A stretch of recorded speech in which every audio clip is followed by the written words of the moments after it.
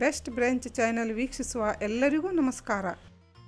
ವೀಕ್ಷಕರೇ, ಇವತ್ತು ನಾನು ರುಚಿಕರವಾದ ಗೋಬಿ ಪರಾಟದ ರೆಸಿಪಿಯನ್ನು ನಿಮ್ಮ ಜೊತೆ ಶೇರ್ ಮಾಡಲು ಬಂದಿದ್ದೇನೆ.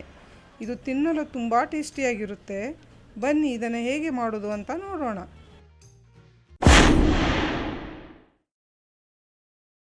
ಇಲ್ಲಿ ನಾನು ಒಂದು ಪಾತ್ರೆಯಲ್ಲಿ 4 ಬೌಲಿನಷ್ಟು ಮೈದಾ ಹಿಟ್ಟನ್ನು ತಗೊಂಡಿದ್ದೀನಿ. ಇದಕ್ಕೆ ರುಚಿಗೆ ತಕ್ಕಷ್ಟು ಉಪ್ಪನ್ನು ಹಾಕೋಣ. 3 ಚುಟಿಗೆಯಷ್ಟು ಅಜ್ವಾನವನ್ನು ತಗೊಂಡು ಈ ಥರ ತಿಕ್ಕಿ ಹಾಕ್ತೀನಿ.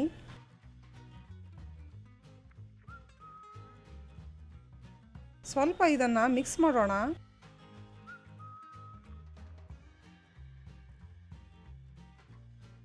ಎರಡು ಟೇಬಲ್ ಸ್ಪೂನಿನಷ್ಟು ಎಣ್ಣೆ.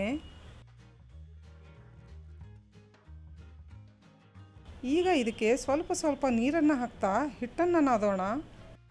ವೀಕ್ಷಕರೇ, ನಮ್ಮ ಚಾನೆಲ್ಗೆ ನೀವು ಫಸ್ಟ್ ಟೈಮ್ ವಿಸಿಟ್ ಮಾಡಿದ್ದಾದರೆ ವಿಡಿಯೋನ ಲೈಕ್, ಶೇರ್ ಹಾಗೂ ಚಾನಲನ್ನು ಸಬ್ಸ್ಕ್ರೈಬ್ ಮಾಡಲು ಮರೆಯಬೇಡಿ. ಹಾಗೂ ಪಕ್ಕದಲ್ಲಿರುವ ಬೆಲ್ ಐಕನನ್ನು ಕೂಡ ಕ್ಲಿಕ್ ಮಾಡಿ. ಅದರಿಂದ ನಾವು ಬಿಡುವ ಹೊಸ ರೆಸಿಪಿಯ ನೋಟಿಫಿಕೇಷನ್ ನಿಮಗೆ ಬರುತ್ತೆ. ವೀಕ್ಷಕರೇ, ನಾನು ಹಿಟ್ಟನ್ನು ಮೀಡಿಯಂ ಅಳತೆಯಲ್ಲಿ ನಾದಿದ್ದೀನಿ. ತುಂಬ ಗಟ್ಟಿನೂ ಅಲ್ಲ, ತುಂಬ ಮೆತ್ತಗೂ ಅಲ್ಲ. ಈಗ ಇದನ್ನು ಕವರ್ ಮಾಡಿ 30 ನಿಮಿಷದವರೆಗೆ ರೆಸ್ಟ್ ಮಾಡಲು ಬಿಡ್ತೀನಿ.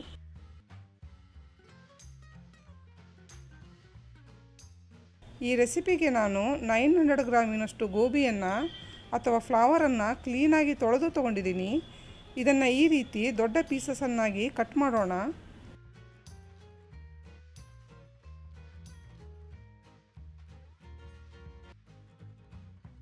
ನೆನಪಿಡಿ ವೀಕ್ಷಕರೇ, ಇದನ್ನು ತುರಿಯುವಾಗ ಪ್ರೆಷರ್ ಹಾಕದೆ ನಿಧಾನವಾಗಿ ತುರಿಬೇಕು. ಹೀಗೆ ಮಾಡೋದ್ರಿಂದ ಗೋಬಿ ಫೈನಾಗಿ ಗ್ರೇಟ್ ಆಗುತ್ತೆ. ನೀವು ಪ್ರೆಷರ್ ಹಾಕಿ ತುರಿದರೆ ಗೋಬಿ ಈ ಥರ ದೊಡ್ಡ ಪೀಸಸ್ ಆಗಿ ತುಂಡಾಗಿ ಇದನ್ನು ಪರೋಟಾದಲ್ಲಿ ಸ್ಟಫಿಂಗ್ ಮಾಡಲು ಬರೋದಿಲ್ಲ ಹಾಗೂ ಪರೋಟ ಲಟ್ಸುವಾಗ ಹರಿಯುತ್ತೆ.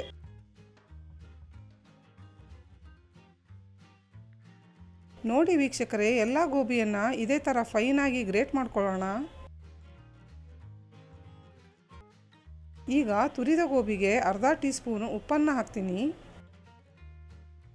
ಇದನ್ನು ಸರಿಯಾಗಿ ಮಿಕ್ಸ್ ಮಾಡಿ 5 ನಿಮಿಷದವರೆಗೆ ರೆಸ್ಟ್ ಮಾಡಲು ಬಿಡ್ತೀನಿ.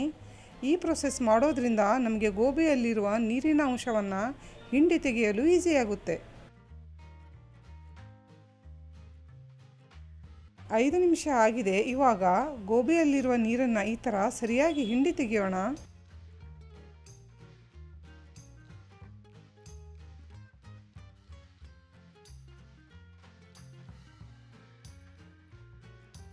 ಇಲ್ಲಿ ನಾನು ಗೋಬಿಯಲ್ಲಿರುವ ಎಲ್ಲ ನೀರನ್ನು ಹಿಂಡಿ ತೆಗೆದು ತಗೊಂಡಿದ್ದೀನಿ. ಇದಕ್ಕೆ 1 ಇಂಚು ತುರಿದ ಶುಂಠಿಯನ್ನು ಹಾಕ್ತೀನಿ.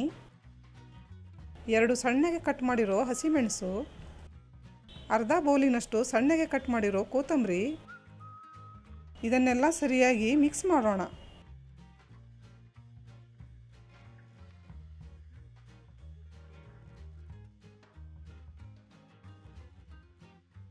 ವೀಕ್ಷಕರೇ, ಈ ಪರೋಟವನ್ನು ನೀವು ಮನೆಯಲ್ಲಿ ಮಾಡಿದರೆ ಎಲ್ಲರೂ ಇಷ್ಟಪಟ್ಟು ತಿಂತಾರೆ. ಅಷ್ಟು ರುಚಿಯಾಗಿರುತ್ತೆ.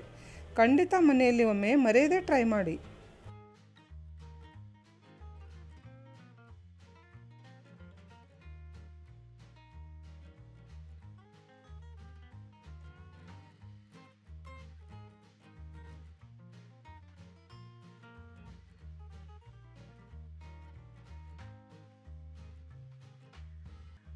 ಈಗ ನಾನು ಚಪಾತಿ ಮಾಡುವಷ್ಟು ಉಳ್ಳಿಯನ್ನು ತೊಗೊಂಡಿದ್ದೀನಿ.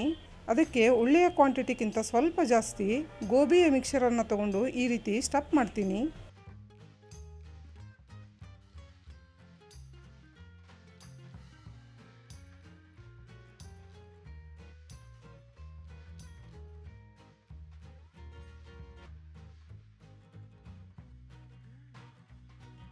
ವೀಕ್ಷಕರೇ, ನಾನು ತೋರಿಸ್ತಿದ್ದೀನಲ್ಲ, ಇದೇ ಮೆಥಡನ್ನು ಫಾಲೋ ಮಾಡಿ ಪರೋಟ ಪರ್ಫೆಕ್ಟಾಗಿ ಬರುತ್ತೆ.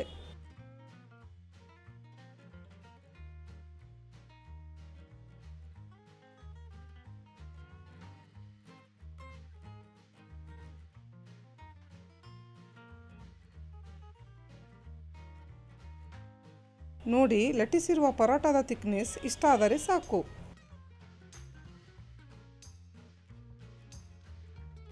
ಇವಾಗ ಒಂದೊಂದಾಗಿ ಎಲ್ಲ ಪರಾಟವನ್ನು ಸ್ವಲ್ಪ ಜಾಸ್ತಿ ಎಣ್ಣೆನ ಬಳಸಿ ಎರಡೂ ಬದಿಯಲ್ಲಿ ಸರಿಯಾಗಿ ಬೇಯಿಸೋಣ.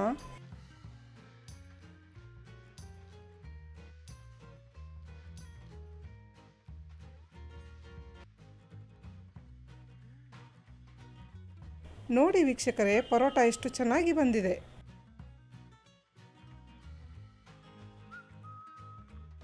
ಇವಾಗ ಬಿಸಿ ಬಿಸಿ ಇರುವ ಪರೋಟದ ಮೇಲೆ ತುಪ್ಪ ಹಾಗೂ ಖಾರವನ್ನು ಹಾಕಿ ಸ್ಪ್ರೆಡ್ ಮಾಡ್ತೀನಿ.